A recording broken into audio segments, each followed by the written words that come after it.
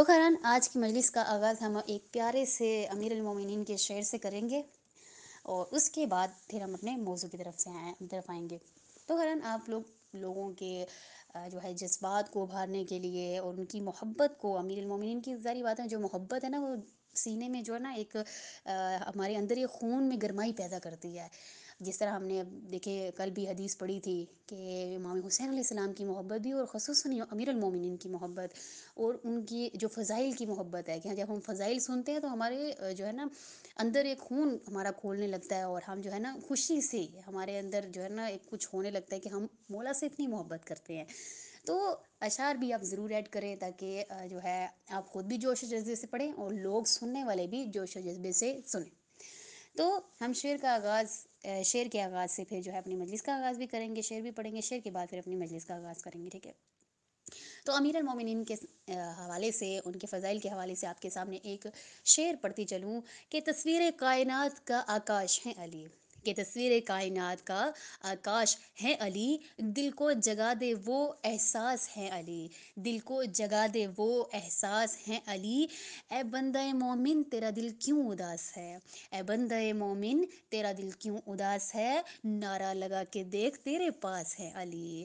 تو آپ لوگ اسی طرح شعر پڑھیں، آگے سے پھر نعرے بھی لگ جائیں گے۔ ابھی یہاں تو نعرے لگنے سے رہے کیونکہ میں آپ لوگ کو خود ہی پڑھا رہی ہوں، خود نعرے لگانے سے رہی میں، تو آپ لوگوں نے اسی طرح ایک دو شعر پڑھنے کے بعد اپنا موضوع جو ہے وہ اسٹارٹ کر لینا ہے۔ ایک دو بھی پڑھ لیں، ایک پڑھ لیں، دو پڑھ لیں، جیسے بھی ہو آپ کو بہتر لگے کہ آپ کو جیسے مجمع کو اپنی جو ہے گرفت میں لینا ہوتا ہے نا، تو دو تین اشعار پڑھ لیں تاکہ لوگوں کو پتہ چل جائے بہت اچھی مجلس پڑھنے والی ہیں۔ اس کے بعد اپنے موضوع پر آ جائیں۔ تو موضوع ہے خیران ہمارا عزیزان محترم، اب میں اس انداز میں پڑھوں گی کہ میں جیسے سامعین کے سامنے پڑھتی ہوں، اور آپ لوگوں نے بھی ایسے سنانی ہے جیسے آپ لوگ سامعین کو سنائیں گے، مجھے نہیں، ٹھیک ہے خیران؟ تو ہم اپنے موضوع کی طرف پلٹتے ہیں کہ خداوند متعال قرآن کی ایک آیت میں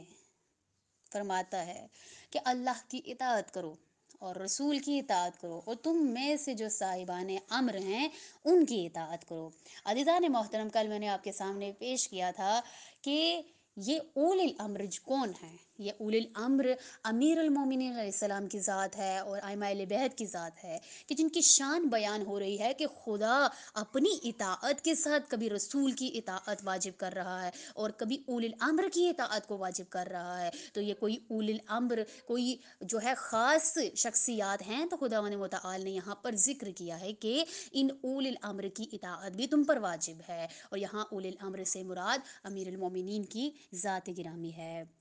آپ کے سامنے اسی کی تفسیر جو ہے وہ پیش کرتی چلوں کہ اس آیت میں سب سے پہلے خداوند متعال نے اپنی اطاعت کا حکم دیا، اور ہر ایک ایمانت دار شخص پر واجب ہے کہ اس کی تمام اطاعتوں کی انتہا خداوند متعال کی اطاعت پر ہو، اور اس کے بعد دوسرے مرحلے میں پیغمبر کی پیروی کا حکم دیا، اور رسول خدا صلی اللہ علیہ وسلم جو معصوم ہے اور کبھی ہوا و ہوس سے بات نہیں کرتے، پیغمبر صلی اللہ علیہ وسلم جو لوگوں میں خدائی نمائندہ ہیں اور جن کی بات خدا کی بات ہے، ہمارا یقین ہے عزیزان محترم کہ وہ جو بات کرتے ہیں، جو وہ کہتے ہیں، جو حدیث ارشاد فرماتے ہیں، وہ خداوند متعال کی ذات کی طرف سے ہوتی ہے۔ وہ کچھ بھی اپنے آپ سے نہیں کہتے، ان کا عمل، ان کا قول، ان کا فعل خدا کی طرف سے ہوتا ہے، خدا کی آیت ہوتی ہے۔ انہیں یہ مرتبہ، یہ بلند مقام خداوند متعال سے ملا ہے، اور اس کی وجہ ہے کہ خدا کی اطاعت تو اس کی ذات کی خالقیت کی بنا پر ہے، لیکن رسول خدا کی اطاعت فرمان پروردگار کی وجہ سے ہے۔ دوسرے لفظوں میں خدا کی اطاعت جو ہے بذات واجب ہے، اور دوسرے جو اگر پیغمبر صلی اللہ علیہ وسلم کی اطاعت کو دیکھیں تو وہ بالغیر واجب ہے۔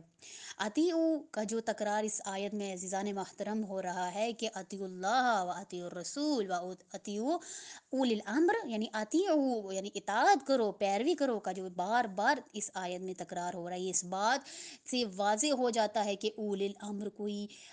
عام شخصیات نہیں ہیں، بلکہ بہت خاص شخصیات ہیں، کہ اولی الامر سے مراد رسول خدا کی خود اپنی ذات بھی ہے، کیونکہ خود رسول خدا ائمہ اہل بیت میں شامل ہیں، خود معصومین میں شامل ہیں۔ اور دیکھیں حضرت رسول خدا کی اس آیت میں دو منصب دیے جا رہے ہیں رسول خدا کو، ایک منصب رسالت کا منصب ہے اور ایک تبلیغ احکام کا منصب دیا جا رہا ہے۔ تو عزیزان محترم، ہم دیکھتے ہیں کہ رسول خدا کی زندگی میں اگر کوئی اطاعت کرتا ہوا نظر آ رہا ہے، جو خدا کی اطاعت بھی کر رہا ہے، جو رسول کی اطاعت بھی کر رہا ہے، تو وہ فقط امیر المومنین کی ذات ہے، کہ جس نے رسول کی اور خدا کی اتنی اطاعت کی کہ خداوند متعال نے فرمایا کہ یا علی،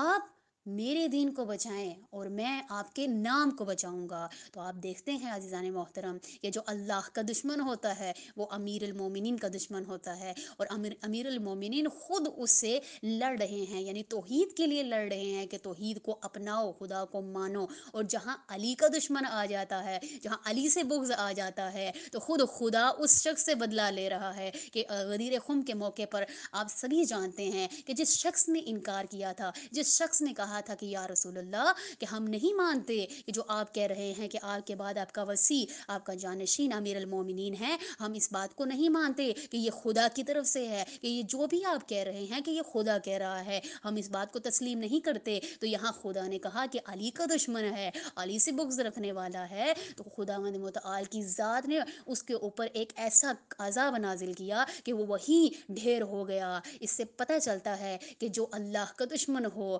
وہ علی کا دشمن ہوتا ہے، اور علی اس سے خود بدلہ لیتے ہیں، اور جو علی کا دشمن ہوتا ہے خداوند متعال کی ذات اس سے خود بدلہ لیتی ہے، اس پر عذاب